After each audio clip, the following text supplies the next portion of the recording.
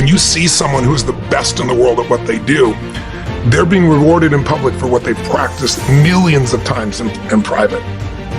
George Bernard Shaw said there are two kinds of people in life. You know, he said those that make things happen, those that watch things happen, and those that don't know what happened. See, a lot of people want to exempt themselves from taking responsibility. All they want to do is talk about the problem. Every time you see them, they'll tell you their story over and over and over and over again. You want to take responsibility for your life. I got me here, I can get me out of this. And I'm getting out. I'm not going to be a volunteer victim. Take full responsibility for your life. Accept where you are and the responsibility that you're going to take yourself where you want to go. Most of you won't be successful because when you're studying and you get tired, you quit. And I'm here to tell you today, if you got somebody came to my office the other day crying. I said, look, don't cry to give up, cry to keep going. Don't cry to quit. You already in pain, you already hurt, get a reward from it. Don't go to sleep until you succeed. Listen to me, I'm here to tell you today that you can come here, you can jump up, you can do flip, you can be excited when we give away money, but listen to me, you will never be successful until I don't have to give you a dime to do what you do. So part of beginning to get unstuck, you've got to decide that the behavior pattern that you have adopted doesn't work for you. You've got to change your strategy, and changing your strategy means reinventing your life, recreating you, and you have the power to do that. You can decide that you're going to change, that you're not going to be a wimp. You can decide that you're going to stand up to life. You can decide that I'm going to live each day as if it were my last. You have the power to make that decision. You can decide, I'm going to work on myself and develop myself. I'm going to empower me. And all of these things that are happening to me right now, they're just temporary inconveniences. They're not stronger than I am. I'm in charge here.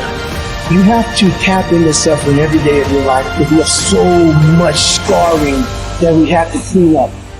You ever look at suffering as almost like I look at failure? To succeed, you must fail. In failure and in suffering, all the answers are in there. No matter what you face, no matter how bad it is going to be, when there is a challenge, and by a challenge, I mean anything in life, any challenge, anything that you're facing, the only way to overcome the challenges that you face is to start walking. Take that step every day, no matter what you are facing. Get up and start walking. You can't give away what you don't have. Now it sounds ridiculous, okay? But it's more than what meets the ear as you hear this. You can't give away what you don't have. People who are not good at giving away love can't give away love because they don't have it to give away. If I want to give you a dozen oranges, I can't give you those dozen oranges unless I go out and pick up 12 oranges someplace. Otherwise, all it is just empty rhetoric. And the same thing is true of virtually everything in your life. You can't give away love for others if you don't have love in here to give away. If what you have in here is contempt, if what you have in here is anger, if what you have in here is fear, then these are the things you're going to be giving away in your life. There are many ways to get the things that we want for ourselves in our lives. But basically, it all begins with how we choose to think. As you think, so shall you be. 7 little words that I think are perhaps the most important things that we can learn and master in our lives. This old proverb notion that I become what I think about all day long. And once you know that what you think about is what expands, you start getting real careful about what you think about. You don't allow your thoughts to be on anything that you don't want. or that you wouldn't want to have manifest or show up for you in your life. Have a mind that is open to everything and attached to nothing. One of the central principles of my life is that no one knows enough to be a pessimist about anything. And that each and every one of us, when we close our mind to what is possible for us or what is possible for humanity, closes off the genius that resides and lives in each and every one of us.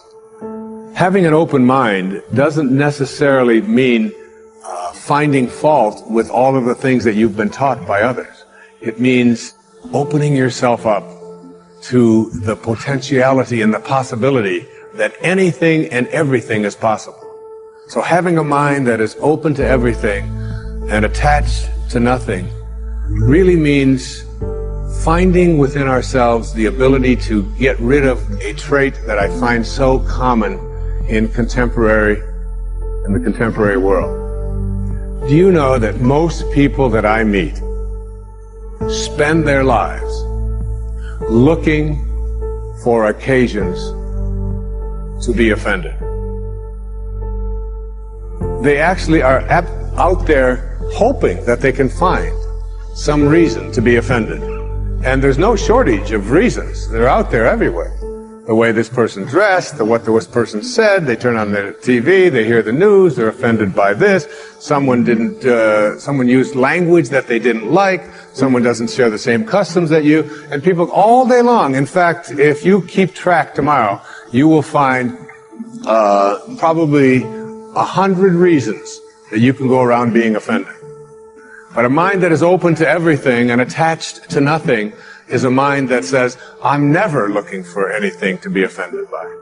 And that whatever anybody else out there has to say, my response to that is, that's an interesting point of view. I've never considered that before.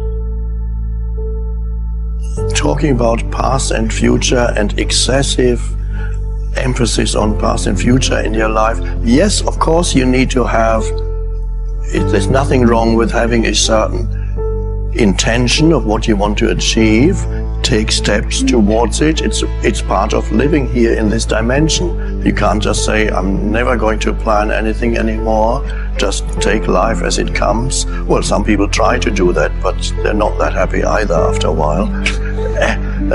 So then your life will get very diffused, and so to have an intention, to make a plan, perfectly fine. Either a short-term plan, like I'm going to meet you tomorrow at 4 o'clock. How would you ever meet anybody if we didn't have time? And future on a practical level, of course it's needed. The question is whether future takes over your mind. Being able to use it for practical purposes is of course great, but I call that clock time is fine. But psychological time is when the future takes over your mind and your entire thought patterns are geared only towards future, and you treat the present moment as either just a means to an end because it enables you to get to the next one. You're always reaching out, so to speak, internally to the next, yet never quite here, always looking for some fulfillment there, so you can never embrace the fullness of now, or you make the now into even an enemy. Some people are always unhappy. Perhaps we all know one or two people like that. 3. Who are, wherever they are, they're complaining. It's never quite right.